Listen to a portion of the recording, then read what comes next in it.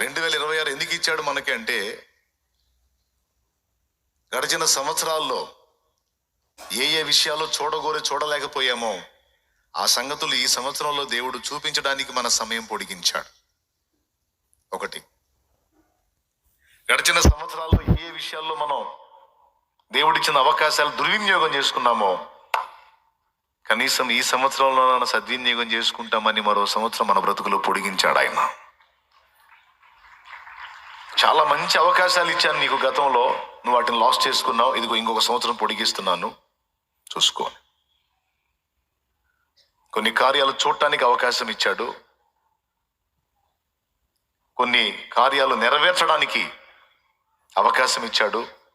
మూడవదిగా, మనలో ఉన్న సరిచేయబడవలసిన వంకర టింకర్లను దిద్దుకోవటానికి మరో సంవత్సరాన్ని పొడిగించాడు. కనీసం గడిచిన సంవత్సరాలు తీసే ఈ సంవత్సరంలో మారు మనసు పొందు. కనీసం ఈ సంవత్సరంలో నీ జీవితాన్ని దిద్దుకో, నీ బ్రతుకు నాకు అప్పగించు, మారు మనసుకు తగిన ఫలం ఫలించు, లేకపోతే నశిస్తావు. అందుకు నీకు ఈ టైం ఇచ్చింది. నాలుగవది, దేవుడు మనకి ఏ వాగ్దానాలు ఇచ్చాడో, ఏవే ప్రామిసులు చేశాడో వాటి యొక్క నెరవేర్పు కూడా మనం చూడటానికి, మన వారి విషయంలో కూడా చూడటానికి దేవుడు ఇంకా మనల్ని బ్రతకనిచ్చాడు.